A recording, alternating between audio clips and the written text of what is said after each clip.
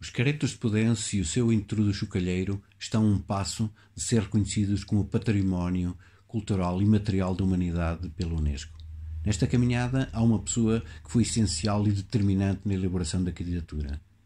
Patrícia Cordeiro.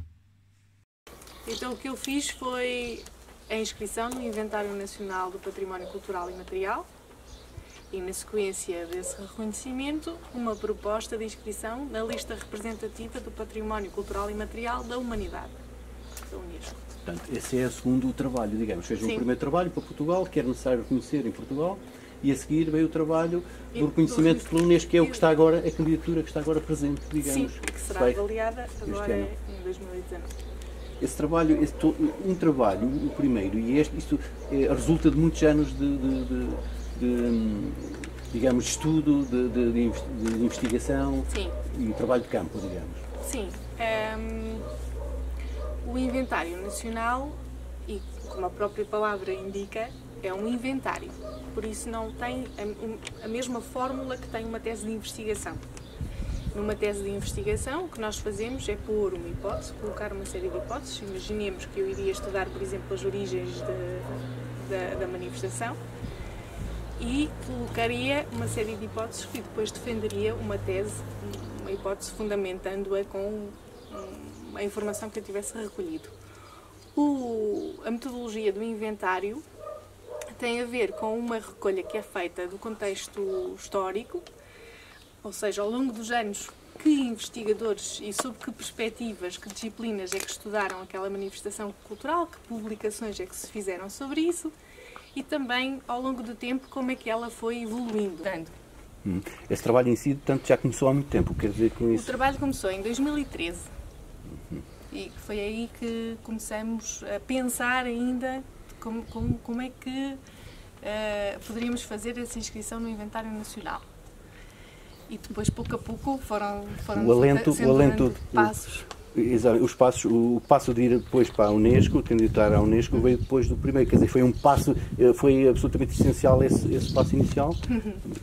É um dos requisitos que está expresso na Convenção para a Salvaguarda do Património Cultural e Material, da Unesco, que todas as manifestações culturais que se candidatam estejam inscritas num inventário nacional ou numa espécie de inventário, porque depois há várias fórmulas que diferentes países adotam, num inventário de património cultural e material nacional. Por isso é um dos requisitos fundamentais.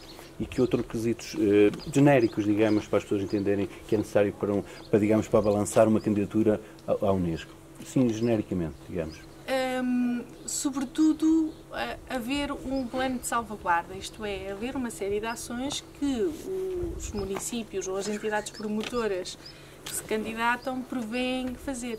E, sobretudo, uma proteção das condições atuais que permitem que determinada comunidade continue ou prolongue no tempo. Isso leva-me logo para uma outra questão que eu tinha aqui, que era a seguinte. Qual é o futuro dos caretos pós-Unesco? Quer perante o Inventário Nacional, quer perante a Unesco, são sempre planeadas uma série de ações e de investimentos que a comunidade irá fazer, quer as entidades promotoras, quer a própria comunidade, para que essa manifestação cultural continue. Nós sabemos, sobretudo por causa da fama que eles têm, que não está propriamente em risco o desaparecimento do entrudo em Podense, não é? No entanto, há o impacto do turismo, há o impacto também do envelhecimento da população. Nós sabemos que esta é uma aldeia muito pequenina, com poucos habitantes. Sabemos que depende sobretudo das pessoas que estão fora e dos descendentes a continuidade. E por isso é importante continuar a valorizar a manifestação para que eles continuem a vir, a assumir esse compromisso de virem todos os anos no Carnaval, estejam imigrados em França ou cá dentro, em Lisboa, no Porto, ou onde quer que eles estejam, que continuem a vir. Portanto, Essas são as duas preocupações. Mas apesar da população estar a diminuir, o interesse das pessoas de Podense, embora sejam poucas, aumentou. O que é que isto quer dizer? Claro. Pela exposição e por outros motivos, pelo orgulho, sobretudo. Sim. Aumentou o interesse das crianças e agora estão cada vez a aderir mais. Tem essa ideia, é verdade? Sim, é verdade. Vemos cada vez mais crianças que pedem aos pais, logo desde muito pequeninas, que lhes sejam feitos fatos ou que possam vestir o fato do tio ou do avô, e há um certo orgulho em dar continuidade àquilo que eles se lembram que era a tradição dos pais e dos avós, e esperemos que assim continue. Teme que haja uma descaracterização? O que é essencial e basilar é que seja a própria comunidade, que sejam os próprios podensenses e os naturais daqui a manter essa tradição. Ela irá mudar como tem mudado ao longo dos séculos. Ela não é igual àquilo que seria há 100 anos, mas mesmo há 100 anos não era igual aos 100 anos anteriores, e nenhuma tradição se mantém sem ser uma espécie de... Ou seja, absorve o tempo em que ela existe e absorve consequências desse tempo, sejam demográficas, sociais, económicas.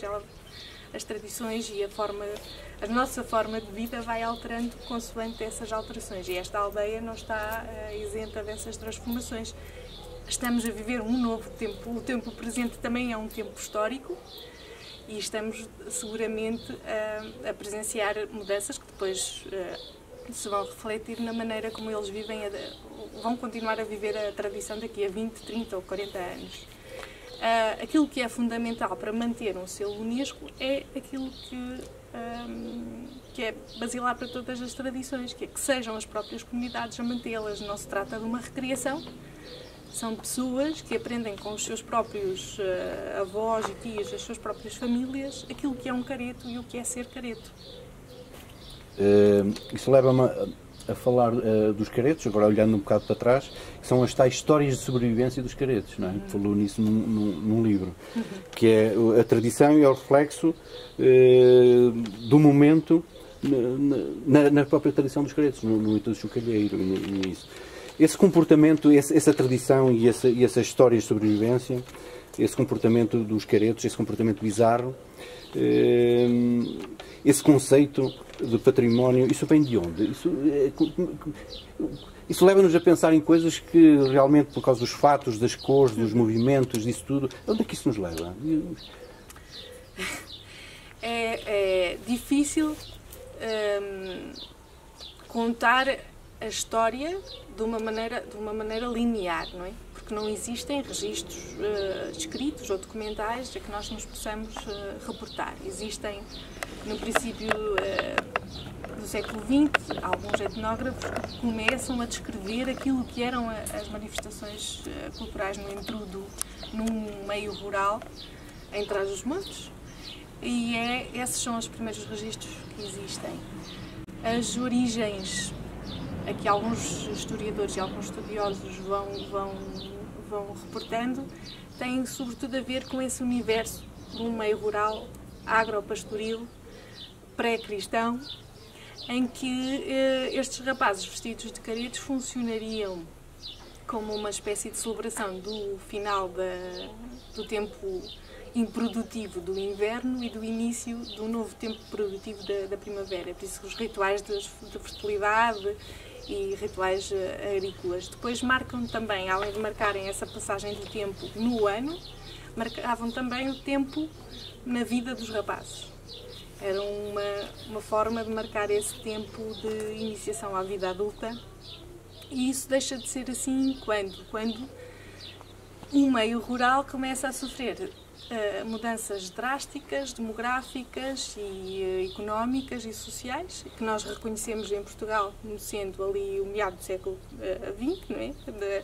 A transição que é feita de uma ditadura para a democracia, de um universo pré-industrial para a industrialização e para a globalização. Nós sabemos que das nossas aldeias fogem muitos rapazes para fora do país para fugir às guerras coloniais, para procurar novas condições de vida e melhores empregos e melhores trabalhos, e nessa altura